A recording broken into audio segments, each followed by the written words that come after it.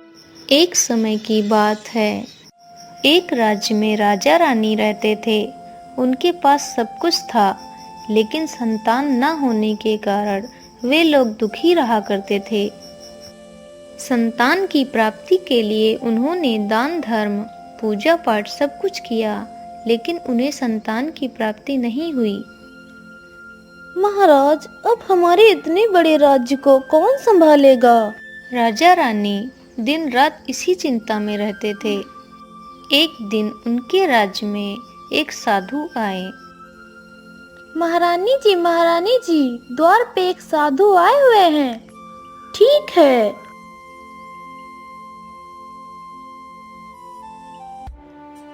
बाबा, ये लो, यह मेरा अंतिम दान धर्म है। मैं इसके बाद कोई दान धर्म नहीं करूंगी। पुत्री, क्या हुआ? तुम इतनी उदास क्यों हो? फिर रानी ने सारी बात साधु को बता दी। चिंता मत करो पुत्री, तुम्हें संतान का सुख अवश्य प्राप्त होगा, लेकिन वो 14 साल तक ही जीवित रहेगा। इसके आगे वो इस मृत्यु लोक में नहीं रह पाएगा। इससे बढ़कर आपको कुछ देना मेरे लिए संभव नहीं है। ये लो पुत्री, तुम इसे खा लेना।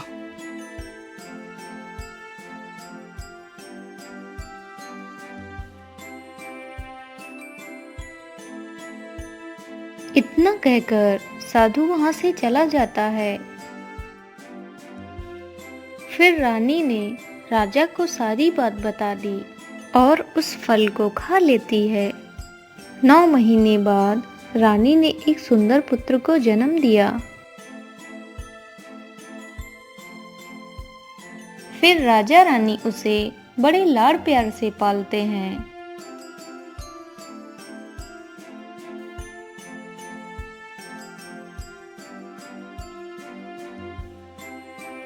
पिताजी, मैं अपना सारा राज्य घूमकर देखना चाहता हूँ। आज तक मैंने अपने पूरे राज्य को नहीं देखा है। बेटे की बात सुनकर राजा चिंतित हो जाता है। हाँ हाँ, जरूर जाओ बेटा, तुम्हें अपना सारा राज्य घूम कर देखना चाहिए। मेरे बाद तुम ही को तो राज्य संभालना है। एक बात का ध्यान रखना, तुम कहाँ जा रहे हो, क्या कर रहे हो, ये सब कुछ अपनी पत्नी को मत बताना।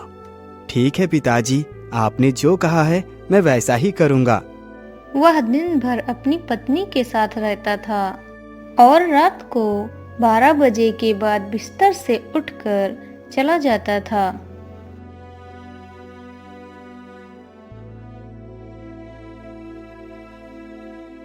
अरे, ये कहाँ चले गए? इतनी रात को कहाँ जा सकते हैं? फिर सुबह होते ही वह अपने बिस्तर पर लेट जाता था। वह पति से कुछ नहीं पूछती है। अगले दिन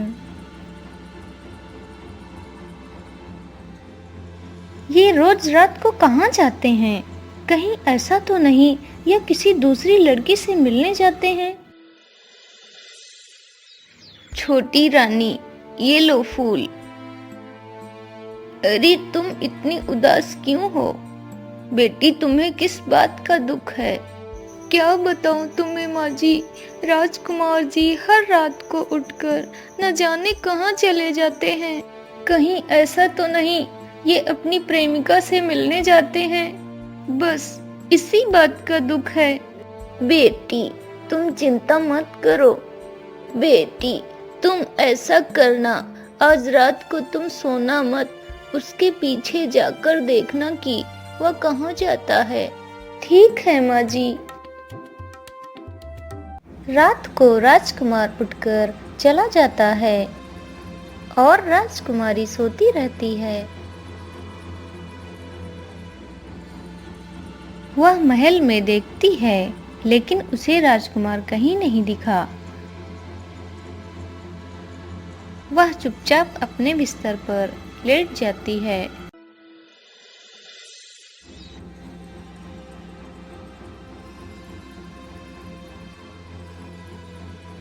बेटी, क्या तुमने उसे देखा कि वह कहाँ जाता है?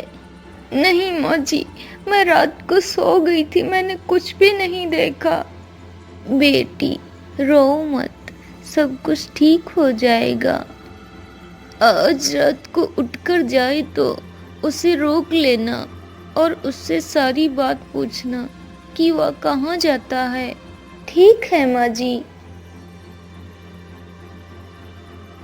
राजकुमारी वैसा ही करती है। कहाँ जा रहे हो? किससे मिलने जा रहे हो? मुझे बताओ, रोज रोज किससे मिलने जाते हो? देखो भाग्यवान, अगर मैंने तुम्हें ये सब बता दिया तो मैं तुम्हें दोबारा कभी नहीं मिल पाऊंगा।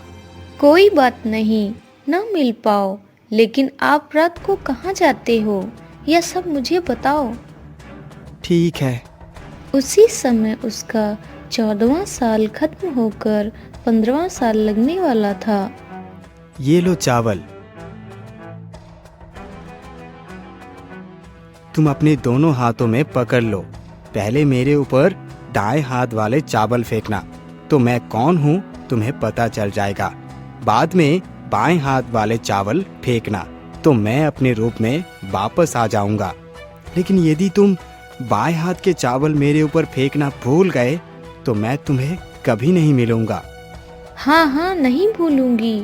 रानी बड़े आत्मविश्वास के साथ कहकर दाएं हाथ में पकड़े चावल पति के ऊपर फेंक देती है, तो राजकुमार एक विशाल घोड़ा बन जाता है। रानी घोड़े को देखकर हैरान हो जाती है, बाएं हाथ के चावल फेंकना भूल जाती है। फिर वह घोड़ा महल से बाहर निकल जाता है।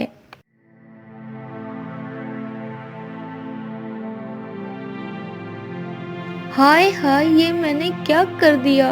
अब मैं क्या करूं? सुबह होते ही महाराज और महारानी को सब कुछ पता चल जाता है। महाराज, मैं अपने पुत्र के बिना नहीं रह सकती। मुझे मेरे पुत्र के पास ले चलो। उसके माता पिता बहुत रोते हैं।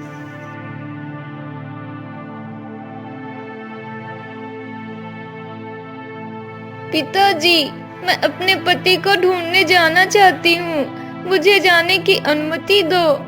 ठीक है पुत्री, जाओ। रानी अपना भेष बदलकर बाहर चली जाती है। राज्य की सीमा पर वह एक भोजनालय खोल देती है। मैं आप लोगों को मुफ्त में खाना खिलाऊंगी, लेकिन इसके बदले में आप लोगों को कोई एक अजीब चीज बतानी होगी।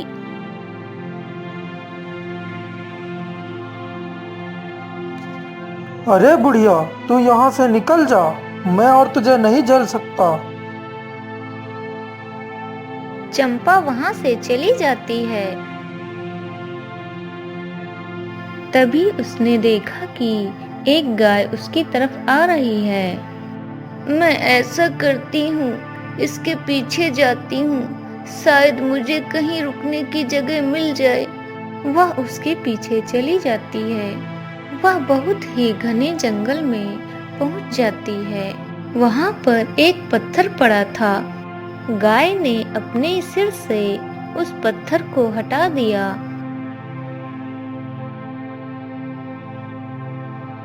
वह गाय नीचे जाने लगी।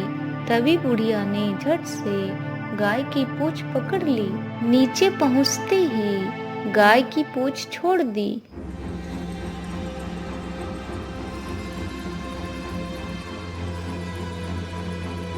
चंपा यह सब देखकर घबरा गई।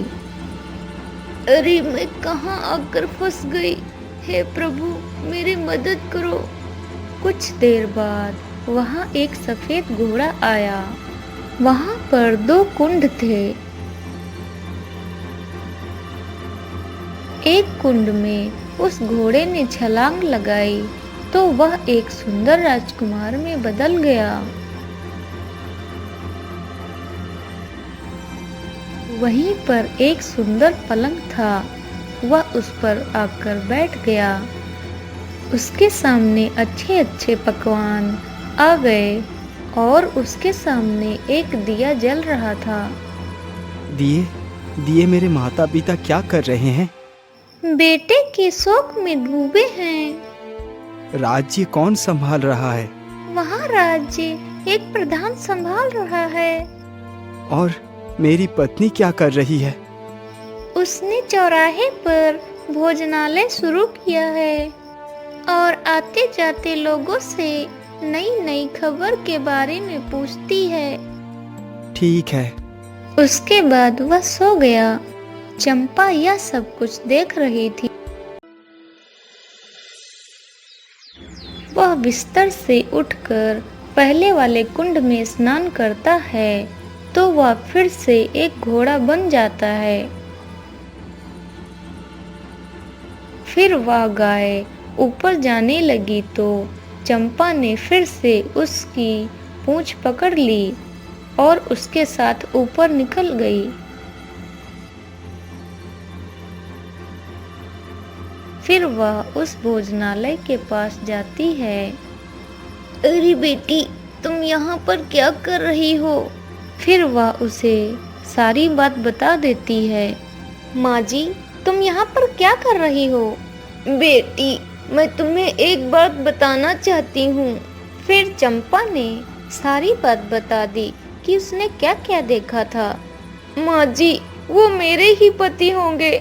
माँ जी, मुझे उनके पास ले चलो। नहीं बेटी, वहाँ पर बहुत खतरा है। मैं तुम्हारी जान खतरे में नहीं डाल सकती। राजकुमारी जिद करने लगी। अच्छा अच्छा ठीक है बेटी, तुम चिंता मत करो, मैं तुम्हें शाम को ले चलूंगी। वह दोनों छिपकर गाय के आने का इंतजार करने लगती हैं। गाय हमेशा की तरह वहां आ गई। वह दोनों गाय की पूंछ पकड़कर नीचे चली जाती हैं। नीचे सब कुछ पहले जैसा ही घटित हो रहा था।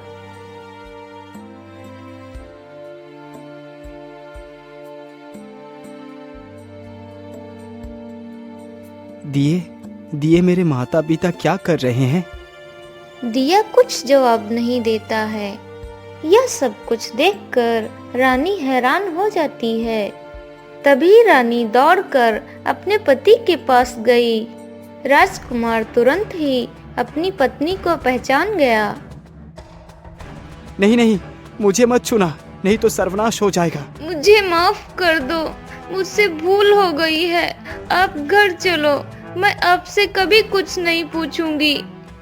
ठीक है, यदि तुम मुझे वापस पाना चाहती हो तो तुम्हें एक काम करना होगा। काम कठिन है, लेकिन वो तुम्हें अकेले ही करना है। कहो स्वामी, क्या काम है?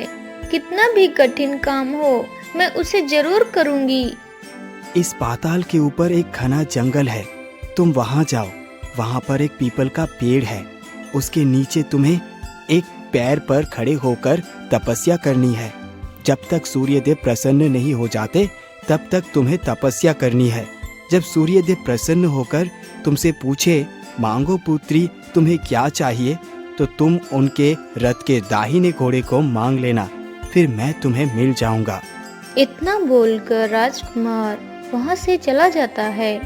जैसा उसने कहा था, राजकुमारी ने वैसा ही किया।